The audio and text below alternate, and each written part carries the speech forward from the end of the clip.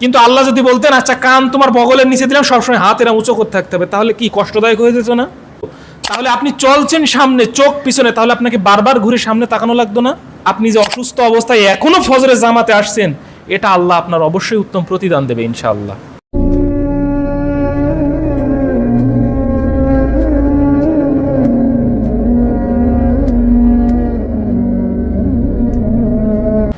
সুতরাং আমরা যেন হতাশ না হই যে আমরা অনেক পাপ করে ফেলেছি, আল্লাহ আমাকে মাফ করবে না, এই মন মানসিকতা, এই মেন্টালিটি আমাদের অন্তর থেকে বের করে ফেলি।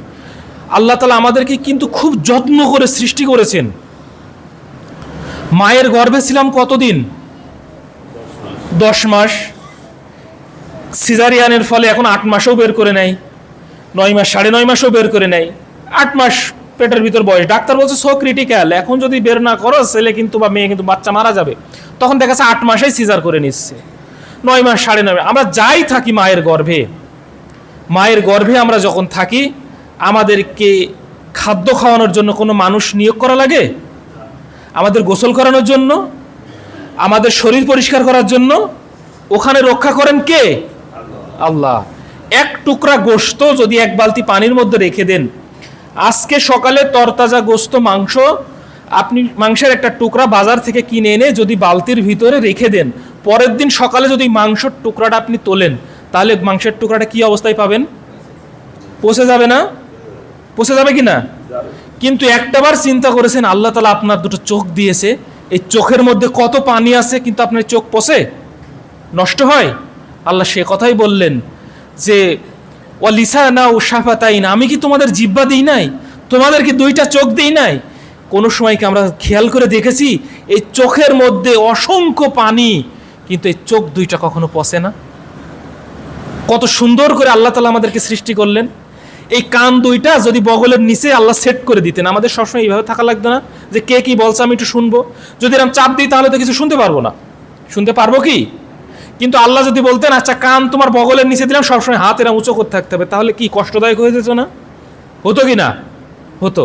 আচ্ছা আমরা চলি সামনের দিকে, চোখ সামনের দিকে, আল্লাহ যদি বলতো বেশি কিছু করবে না বান্দা, আমি তোর চোখ 2টা শুধু পিছনে সেট করব, তাহলে আপনি চলছেন সামনে, চোখ পিছনে, তাহলে আপনাকে বারবার ঘুরে সামনে তাকানো লাগতো না? কিন্তু আল্লাহ তাআলা কত যত্ন করে আপনাকে সৃষ্টি করলেন, কত সুন্দর করে। আল্লাহ নিজেই বললেন আমি তোমাকে 2টা চোখ দিলাম, 2টা কান দিলাম, তোমার জিহ্বা দিলাম, এর পরেও কত নিয়ামত দিয়ে ভরে দিলাম। ফাবি আই আলাই রব্বিকুমা তুকাজ্জিবান, সুতরাং তুমি তোমার রবের কোন কোন নিয়ামতকে অস্বীকার করবে বান্দা? আমরা কোনো সময় মনে মনে ভাবি যে আল্লাহ আমাকে কত সুন্দর করে সৃষ্টি করেছেন, আমার ইবাদত করা প্রয়োজন, আল্লাহর আদেশ নিষেধ মানা প্রয়োজন, আল্লাহ যেটাতে খুশি হয় সেটা আমাকে মানতে হবে, এটা আমরা মনে করি না। কিন্তু এখনই সময়, এই সময়ে যদি আপনি না করেন, আমি এই কথাটা প্রায় বলি, সময় গেলে কিন্তু সাধন হবে না। আর এমন সময় আসবে, এই যে ডাকবাংলা আহলে হাদিস মসজিদে এক চাচা নামাজ পড়ে, ফজরের নামাজ তাকে রেগুলার কন্টিনিউ আমি দেখি জামাতে পড়ে। চাচা সোজা হয়ে দাঁড়াতে পারে না, বসতেও পারে না, পা 2টা সামনের দিক দিয়ে বসে। অনেকে মনে হয় চেনেন, বসে না সামনের দিক দিয়ে, এই যে এই পাড়ার, এই যে আদর্শ পাড়ার এইদিকে পা 2টা সামনের দিক দিয়ে বসে তারপরে নামাজ পড়ে। দেখেন ওই চাচাও কিন্তু যুবক ছিল, ওই চাচা ফুটবল খেলতো, ক্রিকেট খেলতো, ছোটাছুটি করতো, কিন্তু সময়ের বিবর্তনে আজকে সে পা দাঁড়িয়ে নামাজ পড়তে পারে না, পা সামনের দিক দিয়ে বসে দিয়ে সেইভাবে সে নামাজ পড়ে। এমন এক সময় আসবে হয়তো ওর থেকেও ক্রিটিক্যাল অবস্থায় আমার আপনার থাকতে হতে পারে, তখন হয়তো এইভাবে আর মজা করে সেজদা দিতে পারবো না। ওই চাচা ইচ্ছা করলেও কিন্তু তার এই কপালটা জমিনে ঠেকাতে পারে না। সেদিন খুব আফসোস করছিল, বলছে বাপ আমি কোনোদিনও নামাজ আমি কামাই দিই না, কিন্তু আমি এই কপালটায় ঠেকাতে পারি না বলে আমার খুব আফসোস হয়। তা আমি বললাম দেখেন আপনি যে অসুস্থ অবস্থায় এখনো ফজরের জামাতে আসছেন, এটা আল্লাহ আপনার অবশ্যই উত্তম প্রতিদান দেবে ইনশাআল্লাহ। তো আমরা চেষ্টা করি যে আল্লাহ আমাদের সুন্দরভাবে সৃষ্টি করেছেন, আল্লাহর রহমত থেকে যেন আমরা বঞ্চিত না হই, নিরাশ না হই, আমরা আল্লাহর ইবাদত করি, বন্দেগি করি। কারণ আল্লাহ নিজেই বললেন আমার কাছে মাপ চাও, আমি তোমাকে ক্ষমা করে দেব, কারণ আমি তো গফুরুর রহিম। মুসা আলাইহিস সালামের যুগে আরেকটা ঘটনা প্রসিদ্ধ আছে না, আমরা শুনেছি না, বনু ইসরাইলের ঘটনা। এই একটা বনু ইসরাইলের ঘটনা। মুসা আলাইহিস সালামের যুগে একবার খুব অনাবৃষ্টি, বৃষ্টি হয় না, প্রচন্ড খরা, মানুষের পশু পাখির জনজীবন দুর্বিষহ হয়ে গেল। আমাদের বাংলাদেশে বেশ কয়েক বছর আমরা অনাবৃষ্টিতে ভুগেছিলাম না? এমনও রেকর্ড আছে আষাঢ় মাসে টিউবওয়েলে পানির লেয়ার পাওয়া যায়নি। হয়েছে না ঘটনা এরকম ভাই? আষাঢ় মাস কিন্তু টিউবওয়েলে পানি ওঠেনি, এরকম ঘটনাও কিন্তু ঘটেছে। এটা কিসের জন্য জানেন?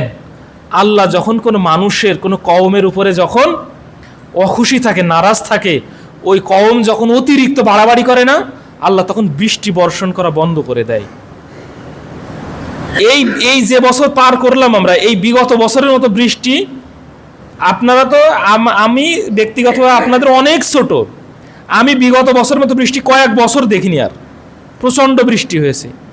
তো ঠিক এইরকমই একটা সময় মুসা আলাইহিসসালামের যুগে অনাবৃষ্টি, তখন মুসা আলাইহিসসালাম সমস্ত লোকজনদেরকে নিয়ে সমবেত হয়ে আল্লাহর কাছে বলছেন, আল্লাহ আমি তোমার নবী মুসা, আমার এই কওম তো বৃষ্টিতে অনেক কষ্ট পাচ্ছে, বৃষ্টির কারণে, অনাবৃষ্টির কারণে প্রচণ্ড খরা, জনজীবন দুর্বিষহ, পশু পাখি পান করাতে পারছি না, নিজেরা খেতে পারছি না, ফসল ফলাদি উৎপাদন করতে পারছি না, তা আপনি কি বৃষ্টি দিবেন না আল্লাহ? এইভাবে শুধু কান্নাকাটি করছে। তখন আল্লাহ তাআলা মুসা আলাইহিস সালামকে জানিয়ে দিলেন। আমাদের মনের মধ্যে হয়তো একটা ধারণা থাকে যে আল্লাহ নাই রাসূল সাল্লাল্লাহু আলাইহি ওয়াসাল্লামকে ওহীর মাধ্যমে জানালেন, মুসা আলাইহিস সালামের মাধ্যমে কিভাবে জানালেন?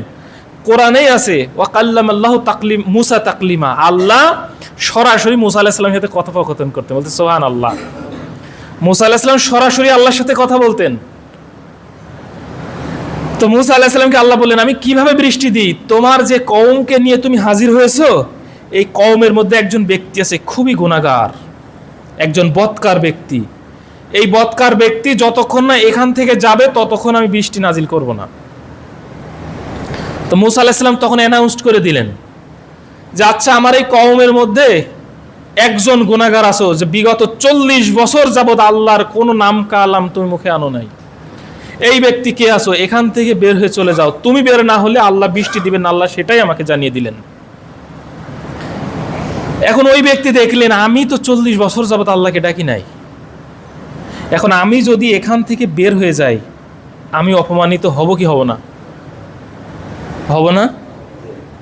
এখন যদি এখানে নামাজ পড়া হয়ে গিয়েছে, একজন ব্যক্তিকে বলা হয় এখানে একজন ব্যক্তি নামাজ পড়েছে কিন্তু ওযু করেনি আজকে, তাহলে সেই ব্যক্তিকে যদি চিহ্নিত করে দেয়া হয় যে ভাই আমি ওই ভাইয়ের সাথে একসাথে নামাজ পড়তে আসছি কিন্তু ওই ভাই কিন্তু ওযু করিনি, ও বললো যে ওযু করবে কিন্তু দেখলাম ওযু না করে সরাসরি ঢুকে গিয়েছে, খুতবা শুনে নামাজ পড়ে বেরিয়ে গেছে, তো ওযু করেনি, সে লজ্জিত হবে না? হবে কি না? সাধারণ মানুষ আমরা, তাই সে লজ্জিত হবে। অথচ আল্লাহর নবী মুসা আলাইহিস সালাম স্টিল সেখানে দাঁড়িয়ে, তো সে দেখতেছে আমি যদি এখন বের হয়ে যাই, এতগুলো মানুষ আল্লাহর নবী মুসা আলাইহিস সালাম রয়েছে, আমি তো লজ্জিত হয়ে যাব। তখন সে কাপড় নিজেকে ঘুমটা দিয়ে আল্লাহর কাছে কান্নাকাটি করে বলল, আল্লাহ আমি তোমার কাছে জনমের মতো মাপ চাই, আল্লাহ আজকে থেকে যে তোমার নাম নিলাম, যতদিন আমার নিঃশ্বাস চলে ততদিন আমি তোমার ইবাদত করবো, আল্লাহ তুমি আমাকে এই বেইজ্জতি হওয়া থেকে রক্ষা করো আল্লাহ। এই দোয়া করছে, মুসা আলাইহিস সালাম বলেন সাথে সাথে বৃষ্টি নাজিল হলো। তখন মুসা আলাইহিস সালাম আল্লাহকে বলেন, আল্লাহ এখানে যতগুলো লোক ছিল সবাই তো বসে, কেউ তো বের হয় নাই, কিন্তু আপনি বৃষ্টি দিলেন যে? তখন আল্লাহ জানিয়ে দিলেন, দেখো ওই ব্যক্তি লজ্জিত হয়ে আমার কাছে এমনভাবে চেয়েছে, আমি তার অপরাধকে, তার যাবতীয় গুনাহকে আমি মাফ করে দিয়ে তাকে আমি ক্ষমা করে দিয়েছি। সুবহানাল্লাহ। তাহলে আল্লাহর কাছে চাইলেই আল্লাহ দিবে, এটা আল্লাহর ওয়াদা। আমি আগেই বলেছি আল্লাহর কাছে হাত তুললে আল্লাহ ক্ষমাশীল, আল্লাহ খালি হাত ফেরত দেয় না, আল্লাহ কিছু না কিছু আপনাকে দিবে। এজন্য আমরা যারা জীবন পরিচালনা করছি আমরা সবসময় একটা জিনিস মাথায় রাখবো, দেখেন বারবার একটা কথা বলি আপনাদের, একা এসেছি একাই যেতে হবে, কেউ সাথে যাবে না আমাদের। আপনার কৃতকর্ম, আপনার আমল সমূহ আল্লাহর কাছে পৌঁছায় যাবে, আপনার পায়ে টু পায়ে হিসাব দেওয়া লাগবে। এখনো সময় আছে, আমরা আল্লাহ যে গফুরুর রহিম, তিনি যে আর রহমান, আমরা এটা মেনে নিয়ে এটা স্বীকার করে আমরা আল্লাহর ইবাদত করি, আল্লাহর বন্দেগী করি, মানুষের সাথে সৎ ব্যবহার করি, মানুষের সাথে ভালো আচরণ করি। একজন মানুষ কষ্ট পায় এই ধরনের কথাবার্তা যেন মানুষকে না বলি, বড়দের সম্মান করি, ছোটদের স্নেহ করি, পিতা মাতার সাথে উত্তম আচরণ করি। আমরা যেন পরিপূর্ণভাবে আল্লাহ যেমন বললেন উদখুলু ফি ইসলামি কাফা, ইসলামে তোমরা পরিপূর্ণরূপে প্রবেশ করো, আমরাও যেন ইসলামে পরিপূর্ণরূপে প্রবেশ করে আমাদের জীবনটা সাফল্যমণ্ডিত করতে পারি এবং আখিরাতের জগতে যেন আমরা ওই আয়াতের মতন হয়, ফামান যুযিআ আনিন নারি ওয়া উদখিলাল জান্নাহ ফাকাদ ফাজা। যে ব্যক্তি জাহান্নাম থেকে নিষ্কৃতি পেয়ে জান্নাতে গেল সেই ব্যক্তি সফল। আমরা যেন এই সফলতার যে ব্যক্তিবর্গগুলো উপস্থিত থাকবে আমরা যেন সেই ব্যক্তিদের দলে শামিল হতে পারি। আল্লাহ তাআলা আমাদের সবাইকে সেই তৌফিক দান করুক, বলি আমিন। ওয়া আখিরি দাওয়ানা আলহামদুলিল্লাহি রাব্বিল আলামিন। আসসালামু আলাইকুম ওয়া রাহমাতুল্লাহ।